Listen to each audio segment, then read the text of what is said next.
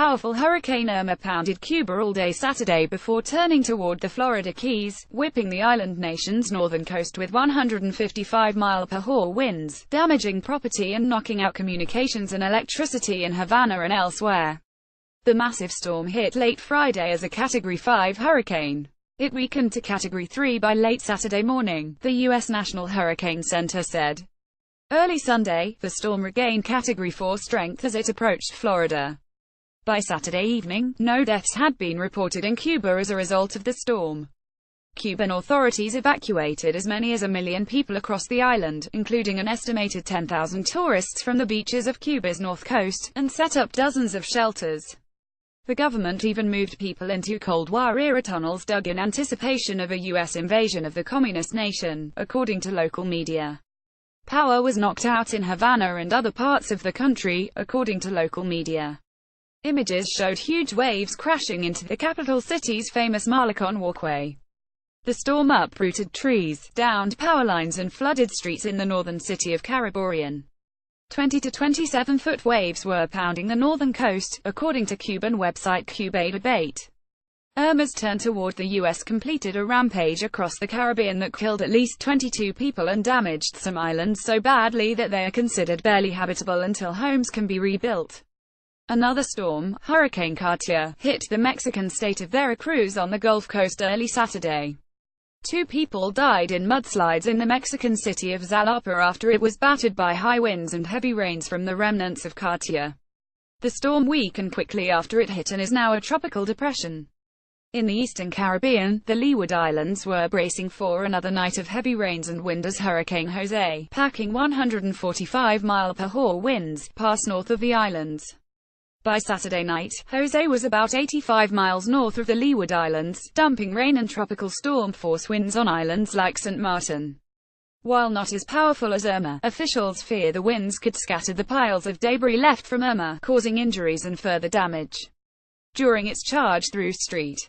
Martin, Irma overturned cars, ripped roofs off houses across the island, and stripped leaves off the trees, turning the island's previously verdant hills a dull brown. "It's like a bomb went off," said Richard Lee Wendell, a trumpet player from New York City who was performing on the island when Irma struck. St. Martin has no electricity or phone service, complicating preparations for Jose.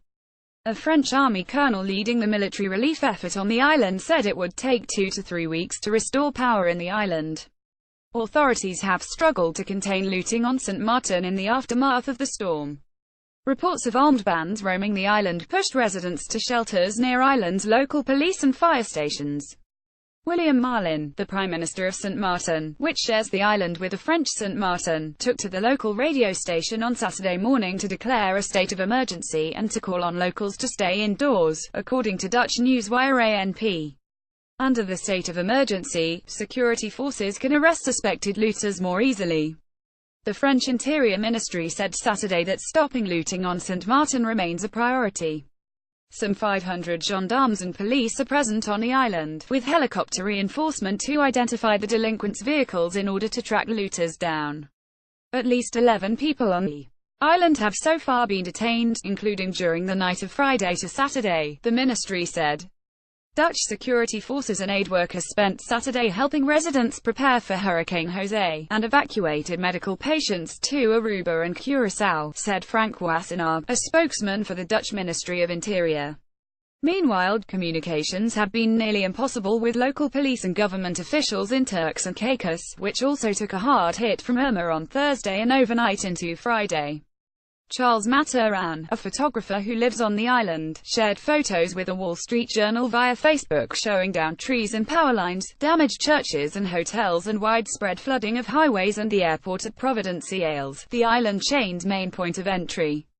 A spokesman for the UK's Met Office, the National Weather Service, said communication had been difficult with Turks and Caicos, which is a British territory.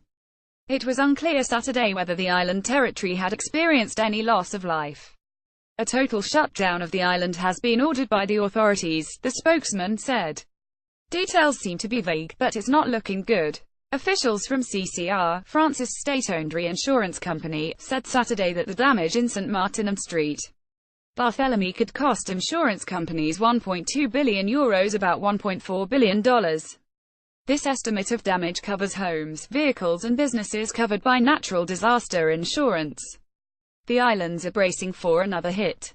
France's Interior Ministry said early Saturday that it expects Hurricane Jose to pass within about 60 miles of the islands, bringing winds as much as 90 miles an hour and swells of up to 20 feet. Valentina Pop, Matthew Dalton, Chris Kirkham and Sam Schechner contributed to this article.